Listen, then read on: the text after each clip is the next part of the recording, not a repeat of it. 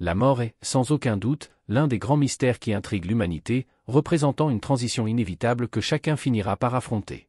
Mais que se passe-t-il réellement dans les minutes précédant ce dernier instant? La Bible offre des aperçus et des expériences uniques qui préparent l'âme à cette ultime traversée. Dans ce texte, nous explorerons ces moments cruciaux à la lumière des Écritures, examinant ce que la parole de Dieu révèle sur cette transition. De la présence angélique à l'espérance d'une vie au-delà, chaque élément est détaillé dans la Bible, offrant réconfort et espoir aux croyants. Les Écritures donnent un aperçu des derniers instants avant la mort, soulignant la proximité de Dieu et le rôle vital de la foi dans cette traversée. Dans les derniers moments, la Bible suggère que les anges accompagnent et réconfortent l'âme dans son dernier voyage. Dans Luc 16h22, Jésus raconte la parabole de l'homme riche et de Lazare, où Lazare est emmené par les anges auprès d'Abraham après sa mort. Cette image apporte un réconfort, montrant que la transition n'est pas solitaire, mais accompagnée par des êtres divins assurant une traversée sereine. De manière similaire, Matthieu 18h10 parle des anges des enfants qui sont toujours devant Dieu, suggérant une vigilance constante sur les fidèles. Hébreux 1h14 décrit les anges comme des esprits au service de Dieu, envoyés pour servir ceux qui hériteront du salut, renforçant le rôle actif des anges dans la protection des croyants, particulièrement dans leurs derniers moments. De plus, dans Genèse 28:12, Jacob rêve d'une échelle reliant le ciel et la terre, avec des anges qui montent et descendent, ce qui renforce l'idée de la présence constante des anges dans la vie des fidèles, spécialement dans les moments de transition. Dans Daniel 6h22, un ange est envoyé pour protéger Daniel des lions, montrant que Dieu envoie ses anges pour protéger et réconforter en temps de besoin. La présence de Dieu se manifeste également directement dans ces moments. Dans les psaumes, David décrit la présence constante du Seigneur, particulièrement dans les heures d'angoisse. Le psaume 23h4 affirme « Même si je marche dans la vallée de l'ombre de la mort, je ne crains aucun mal, car tu es avec moi. » Ce verset transmet la sécurité de savoir que Dieu est aux côtés de chacun jusqu'au dernier souffle. D'autres passages, comme Ésaïe 41:10, « Ne crains pas, car je suis avec toi, ne t'effraie pas, car je suis ton Dieu », réaffirme le soin et la protection divine. Paul, dans 2 Corinthiens 1:3-4, décrit Dieu comme le Père des miséricordes et Dieu de toute consolation, soulignant la présence réconfortante du Seigneur en temps d'affliction. Dans Ésaïe 40:1, Dieu exhorte son peuple à se consoler en temps de souffrance, et dans Jean 14:16-17, Jésus promet le Saint-Esprit, le Consolateur, pour guider et offrir la paix aux croyants. Certains moments bibliques évoquent des visions révélatrices dans les derniers instants de la vie. Étienne, par exemple, a eu une vision des cieux ouverts et a vu Jésus à la droite de Dieu juste avant d'être lapidé, selon Actes 7:55-56. Ces visions offrent un aperçu de la gloire céleste, apportant la certitude de ce qui attend les croyants après la mort. Une autre expérience marquante est celle de Jacob, dans Genèse 28:12, où il rêve d'une échelle reliant le ciel et la terre, renforçant la connexion entre Dieu et ceux qui ont confiance en lui. Ces passages nous montrent que la mort, bien qu'entourée de mystères, peut être vue comme une transition où le réconfort divin et la présence d'êtres spirituels offrent consolation, guidance et espoir aux croyants. Lors de la transfiguration de Jésus, dans Matthieu 17, versets 1-9, Pierre, Jacques et Jean ont vu Moïse et Élie parlant avec Jésus, une vision qui renforce la réalité du monde spirituel et de la vie après la mort. Aussi, Paul, dans 2 Corinthiens 12, versets 2-4, décrit une expérience dans laquelle il a été emmené au 3e ciel et a entendu des choses ineffables. Ces révélations servent de confirmation de l'existence d'une vie au-delà de celle-ci et du soin constant de Dieu. Dans Apocalypse 4, versets 1 et 2, Jean a eu une vision du trône céleste, où il a vu la majesté de Dieu et l'adoration céleste qui se déroule continuellement. Cette vision fournit un aperçu de la gloire de Dieu et de la promesse de la vie éternelle avec lui. Dans Daniel 7, versets 13 et 14, Daniel a eu une vision du Fils de l'homme venant avec les nuées du ciel, recevant la domination, la gloire et un royaume éternel. Ces visions bibliques confirment non seulement la réalité du ciel et de la vie après la mort, mais fournissent aussi réconfort et espoir aux croyants, leur rappelant le glorieux destin qui les attend. La paix qui dépasse toute compréhension, comme décrit dans Philippiens 4, verset 7, inonde le cœur de ceux qui sont sur le point de partir. Cette sérénité est un signe de l'étreinte divine. Même au milieu de la souffrance physique, beaucoup témoignent d'un sentiment de tranquillité et d'acceptation, témoignage de la paix que Dieu promet à ses enfants. Jésus lui-même, dans Jean 14, verset 27, a dit « Je vous laisse la paix, je vous donne ma paix. Je ne vous la donne pas comme le monde la donne. Que votre cœur ne se trouble point, et ne s'alarme point. » Cette promesse de paix est un profond réconfort pour les croyants. Dans Colossiens 3, verset 15, Paul exhorte « Et que la paix de Dieu règne dans vos cœurs », soulignant que cette paix est un don qui nous soutient, spécialement dans les moments les plus difficiles. Dans Romains 5, verset 1, Paul écrit « Justifiés par la foi, nous avons la paix avec Dieu par notre Seigneur Jésus-Christ. » Cette paix est un signe de réconciliation et de sécurité qui découle de la communion avec Dieu, offrant un réconfort profond dans les derniers instants.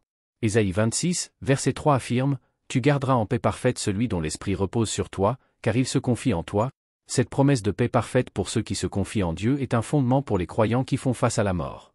De plus, dans le psaume 4, verset 8, David déclare « Je me coucherai en paix et m'endormirai aussi, car toi seul, Seigneur, me fais habiter en sécurité. » Cette confiance dans la protection et les soins de Dieu permet aux croyants d'affronter la mort avec sérénité et assurance.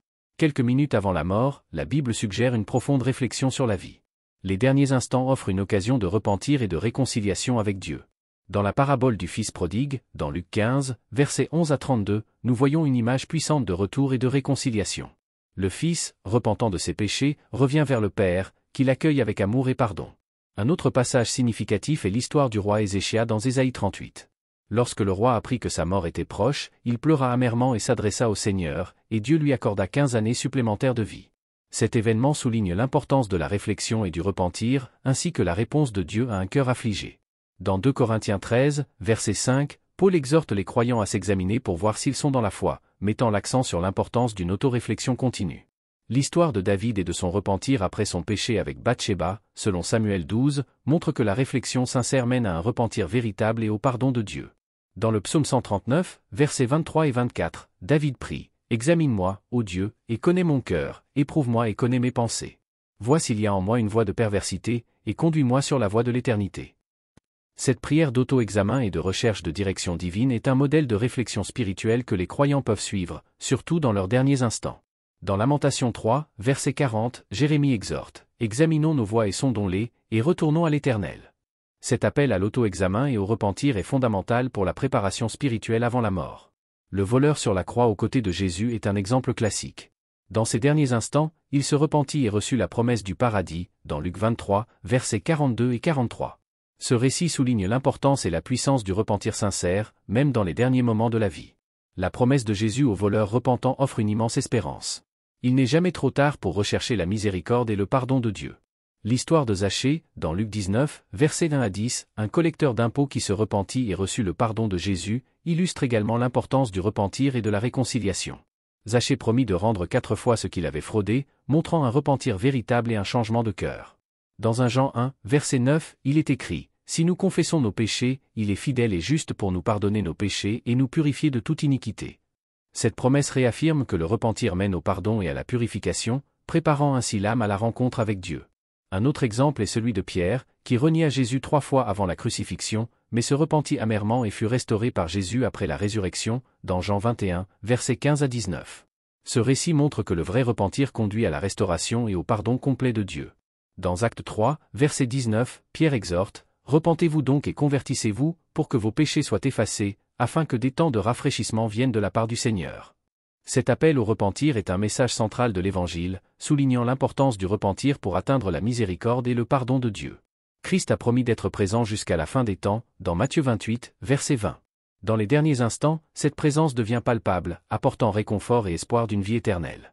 Étienne, alors qu'il était lapidé, vit Jésus à la droite de Dieu, un témoignage de la présence de Christ même dans les moments les plus douloureux. Acte 7, versets 55 et 56. Une autre preuve de la présence de Christ se trouve dans Jean 14, verset 3, où Jésus promet « Et si je m'en vais et vous prépare une place, je reviendrai et vous prendrez auprès de moi, afin que là où je suis, vous soyez aussi. » Paul exprime également sa confiance en la présence de Christ dans 2 Corinthiens 5, verset 8, « Nous préférons être absents du corps et vivre avec le Seigneur. » Dans Philippiens 1, verset 23, Paul dit « Je suis tiraillé des deux côtés, désirant partir et être avec Christ, ce qui est de loin le meilleur. » Ces passages montrent que la présence de Christ est une réalité réconfortante et pleine d'espérance pour les croyants, surtout dans les derniers moments de la vie. Dans Matthieu 18, verset 20, Jésus affirme « Car là où 2 ou 3 sont assemblés en mon nom, je suis au milieu d'eux. » Cette promesse de présence parmi les croyants garantit que Jésus est avec eux à tout moment, y compris dans leurs derniers moments de vie. Dans Hébreux 13, verset 5, Dieu promet « Je ne te délaisserai point, et je ne t'abandonnerai point. » Cette certitude de la présence constante de Christ apporte réconfort et sécurité aux croyants, sachant qu'ils ne seront jamais seuls, même dans la mort. La Bible parle également d'un combat spirituel dans les moments qui précèdent la mort. Des forces maléfiques peuvent tenter de détourner l'âme, mais les anges et la foi en Dieu protègent les fidèles. Dans Éphésiens 6, verset 12, Paul parle de la lutte contre les forces spirituelles du mal dans les lieux célestes. Jésus, dans ses derniers instants sur la croix, a également affronté des tentations et des tourments spirituels, mais il a pleinement confié son esprit au Père, en le remettant entre les mains de Dieu. Luc 23, verset 46. Le passage d'Éphésiens 6, versets 13 à 17, qui décrit l'armure de Dieu, équipe les croyants pour résister et demeurer fermes jusqu'au bout, soulignant l'importance de la préparation spirituelle. Dans 1 Pierre 5, versets 8 et 9, Pierre exhorte les croyants à être sobres et vigilants, car le diable, leur adversaire, rôde comme un lion rugissant cherchant quelqu'un à dévorer. Cependant, une foi ferme et la résistance garantissent la victoire spirituelle. Dans le livre de Job, on voit un exemple clair de combat spirituel, où Job fait face à des tourments et de sévères tentations, mais reste fidèle à Dieu. Job 1, versets 6 à 12, et Job 2, versets 1 à 6, décrivent comment Satan reçoit la permission de mettre Job à l'épreuve, entraînant une grande souffrance. Cependant, Job maintient son intégrité et sa foi, démontrant l'importance de la résistance spirituelle. Dans Apocalypse 12, verset 11, on lit que les croyants ont vaincu Satan par le sang de l'agneau et par la parole de leur témoignage, et qu'ils n'ont pas aimé leur vie jusqu'à la mort. Ce passage montre que la victoire spirituelle est obtenue par la foi en Christ et la persévérance jusqu'à la fin. De nombreux récits bibliques mentionnent une lumière céleste éclatante. Cette lumière représente la gloire de Dieu accueillant l'âme dans sa nouvelle demeure. Lorsque Paul a rencontré Jésus sur le chemin de Damas, il a été entouré d'une lumière éclatante. Acte 9, verset 3. Cette lumière est un symbole de la présence divine, un phare qui guide l'âme vers l'éternité avec Dieu. Pour ceux qui sont à l'approche de la mort, la vision de cette lumière apporte espoir et certitude de la vie éternelle. Dans Apocalypse 21, verset 23, la Nouvelle Jérusalem est décrite comme une ville qui n'a besoin ni de soleil ni de lune, car la gloire de Dieu l'illumine, et l'agneau en est la lampe. Dans Jean 8, verset 12, Jésus déclare « Je suis la lumière du monde. Celui qui me suit ne marchera pas dans les ténèbres, mais il aura la lumière de la vie. » Cette lumière symbolise la présence continue de Jésus qui guide et illumine le chemin des fidèles, surtout dans les moments de transition vers l'éternité. Dans Matthieu 17, verset 2, lors de la transfiguration, Jésus est décrit comme ayant son visage brillant comme le soleil et ses vêtements blancs comme la lumière. Cette vision de la lumière céleste est un aperçu de la gloire de Jésus et de l'espoir de la vie éternelle avec lui. Dans le psaume 36, verset 9, David écrit « Car en toi est la source de la vie, par ta lumière, nous voyons la lumière. » Ce passage montre que la véritable lumière et la vie viennent de Dieu, fournissant guidance et espoir dans les moments de ténèbres et de mort. La transition de l'âme. La mort n'est qu'une transition. La Bible décrit l'âme quittant le corps et entrant dans la présence de Dieu. Ce voyage est plein d'espoir pour les croyants. Dans Ecclésiaste 12, verset 7, on lit que « la poussière retourne à la terre comme elle y était, et l'esprit retourne à Dieu qui l'a donné. » Paul, dans 2 Corinthiens 5, verset 8, exprime sa confiance en disant « Nous préférons quitter ce corps pour aller demeurer auprès du Seigneur. » La parabole du riche et de Lazare, dans Luc 16, versets 19 à 31, décrit également cette transition. Après la mort, Lazare est emporté par les anges dans le sein d'Abraham tandis que le riche est dans les tourments. Cette histoire illustre la différence entre le sort des justes et des impies après la mort. Dans Philippiens 1, versets 21 à 23, Paul réfléchit sur la transition de la vie à la mort, considérant la mort comme un gain parce qu'elle signifie être avec Christ, montrant que la mort est un pas vers une communion éternelle avec Dieu. Dans 1 Thessaloniciens 4, versets 13 à 18, Paul console les croyants au sujet de ceux qui sont déjà morts, affirmant que, lorsque Jésus reviendra, les morts en Christ ressusciteront d'abord et les vivants seront emportés avec eux pour rencontrer le Seigneur dans les airs. Ce passage offre espoir et réconfort, renforçant que la mort est une transition vers une vie éternelle avec Christ. Dans Jean 11, versets 25 et 26, Jésus déclare « Je suis la résurrection et la vie. Celui qui croit en moi vivra, même s'il meurt, et quiconque vit et croit en moi ne mourra jamais. » Cette promesse réaffirme que la mort n'est pas la fin, mais une transition vers une nouvelle vie avec Dieu.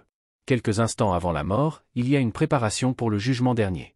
La Bible enseigne que tous devront rendre compte de leur vie devant Dieu. Dans Hébreux 9, verset 27, il est écrit « Il est réservé aux hommes de mourir une seule fois, après quoi vient le jugement. » Ce verset nous rappelle que la vie terrestre est une préparation pour l'éternité, et que le jugement dernier déterminera le destin éternel de chaque âme, basé sur la foi et les actions durant la vie. Dans Matthieu 25, versets 31 à 46, Jésus décrit le jugement des nations, où les justes hériteront du royaume préparé depuis la fondation du monde, tandis que les impies seront envoyés au châtiment éternel. Ce passage souligne l'importance des actions et de la foi, montrant que le jugement dernier est une réalité que chaque personne devra affronter. Paul, dans 2 Corinthiens 5, verset 10, affirme « Car il nous faut tous comparaître devant le tribunal de Christ, afin que chacun reçoive selon le bien ou le mal qu'il aura fait, étant dans son corps. » Cette préparation pour le jugement dernier est un appel à l'introspection et à vivre en accord avec les enseignements de Christ. Dans Apocalypse 20, versets 11 à 15, Jean décrit la vision du grand trône blanc, où les morts, petits et grands, sont jugés selon leurs œuvres, et ceux dont les noms ne sont pas inscrits dans le livre de vie sont jetés dans l'étang de feu. Cette vision du jugement dernier souligne l'importance de vivre une vie fidèle à Dieu et de rechercher le repentir et le salut. Dans Romains 14, versets 10 à 12, Paul écrit « Car nous comparaîtrons tous devant le tribunal de Dieu. Chacun de nous rendra compte à Dieu pour soi-même. Ce passage renforce la certitude du jugement et la nécessité de vivre conformément à la volonté de Dieu. Les prières des vivants ont un pouvoir immense. Prier pour ceux qui sont dans leurs derniers instants peut apporter du réconfort et de la force spirituelle. Dans Jean 5, verset 16, il encourage les fidèles à prier les uns pour les autres, car la prière fervente d'un juste peut beaucoup. Ce verset souligne l'importance de la communauté de foi et du soutien spirituel, particulièrement dans les moments finaux, en aidant l'âme à trouver paix et réconfort. Paul demande souvent des prières dans ses lettres et prie également pour les autres, démontrant la puissance et l'importance de l'intercession, comme dans Éphésiens 6, versets 18 à 20. Dans Philippiens 1, verset 19, il mentionne que les prières des Philippiens et l'aide de l'Esprit de Jésus-Christ contribueront à leur délivrance. Dans Jean 17, Jésus fait une longue prière d'intercession pour ses disciples et pour tous les croyants, montrant l'importance d'intercéder pour les autres. Ces prières sont un soutien vital pour ceux qui affrontent leurs derniers instants, leur offrant force et réconfort spirituel. Dans 1 Timothée 2, verset 1, Paul exhorte « J'exhorte donc, avant toute chose, à faire des prières, des supplications, des intercessions, des actions de grâce pour tous les hommes. » Cette insistance sur l'intercession est un appel à la communauté chrétienne pour qu'elle se soutienne mutuellement par la prière. Dans Jacques 5, versets 14 et 15, il est dit « Quelqu'un parmi vous est-il malade ? Qu'il appelle les anciens de l'Église, et que ceux-ci prient pour lui, en loignant d'huile au nom du Seigneur. La prière de la foi sauvera le malade, et le Seigneur le relèvera, et s'il a commis des péchés, il lui sera pardonné. » Ces passages mettent en avant la puissance de la prière et de l'intercession pour apporter guérison et pardon, surtout dans les moments critiques de la vie. La Bible décrit la séparation du corps et de l'âme comme un moment de libération. Le corps retourne à la poussière, mais l'âme trouve sa destinée éternelle. Dans Job 19, versets 25 et 26, Job exprime son espoir dans la résurrection. « Je sais que mon Rédempteur est vivant, et qu'il se lèvera le dernier sur la terre. Après que ma peau aura été détruite, moi-même, je verrai Dieu. » Cette confiance dans la résurrection et la vie éternelle donne aux croyants une perspective d'espoir et de libération au-delà de la mort. Dans 2 Corinthiens 5, verset 1, Paul parle de la « maison terrestre » détruite et d'une maison éternelle, un « édifice de Dieu dans le ciel » qui est notre demeure future. Dans Philippiens 3, versets 20 et 21, Paul explique que « notre citoyenneté est dans les cieux » et que le Seigneur transformera « notre corps de misère pour le rendre semblable à son corps glorieux ». Cette séparation du corps et de l'âme est perçue comme une transition vers un état d'existence supérieur, où l'âme rencontre Dieu. Dans 1 Corinthiens 15, versets 42 à 44, Paul compare la résurrection des morts à la semence plantée. Ainsi en est-il de la résurrection des morts. Il est semé corruptible, il ressuscite incorruptible, il est semé méprisable, il ressuscite glorieux, il est semé faible, il ressuscite plein de force, il est semé corps animal, il ressuscite corps spirituel. Cette analogie met en lumière la transformation glorieuse qui se produit lors de la résurrection, où le corps mortel devient un corps spirituel immortel. Dans Apocalypse 21, verset 4, il est promis que « Dieu essuiera toute larme de leurs yeux, il n'y aura plus de mort, ni de deuil, ni de cri, ni de douleur, car les premières choses ont disparu. » Cette vision d'un avenir sans souffrance ni mort renforce l'espérance et la promesse de vie éternelle avec Dieu. L'espérance de la résurrection est un thème central. Dans les instants précédant la mort, les croyants s'attachent à la promesse de la vie éternelle avec Christ. Paul écrit dans 1 Corinthiens 15, versets 42 à 44, sur la résurrection des morts, comparant le corps mortel à une semence qui sera ressuscitée en gloire. Cette promesse offre une grande espérance, assurant aux croyants que la mort n'est pas la fin, mais un nouveau commencement en Christ. Jésus a dit à Marthe dans Jean 11, versets 25 et 26, « Je suis la résurrection et la vie. Celui qui croit en moi vivra, même s'il meurt, et quiconque vit et croit en moi ne mourra jamais. » Cette déclaration de Jésus réaffirme l'espoir de la résurrection et de la vie éternelle pour tous ceux qui croient en lui. Dans 1 Thessaloniciens 4, versets 16 et 17, Paul décrit le retour de Christ et la résurrection des morts en Christ, un événement qui apporte une grande espérance et attente aux croyants. La résurrection est perçue comme l'apogée de la foi chrétienne, un moment de transformation et de glorification pour tous ceux qui sont en Christ. Dans Romains 6, verset 5, Paul écrit « Si nous sommes devenus une même plante avec lui par la conformité à sa mort, nous le serons aussi par la conformité à sa résurrection. » Cette promesse d'union avec Christ dans la résurrection offre une garantie de vie éternelle et glorieuse. Dans Daniel 12, versets 2 et 3, la résurrection est décrite. Ceux qui auront été intelligents brilleront comme la splendeur du ciel, et ceux qui auront enseigné la justice à la multitude, comme les étoiles, à toujours et à perpétuité. Cette vision prophétique renforce l'espoir de la résurrection et la promesse de récompense éternelle pour les justes. Il y a également l'espérance d'une réunion avec les êtres chers qui sont déjà partis. La Bible parle d'une grande réunion dans le ciel, un réconfort pour ceux qui sont sur le point de mourir.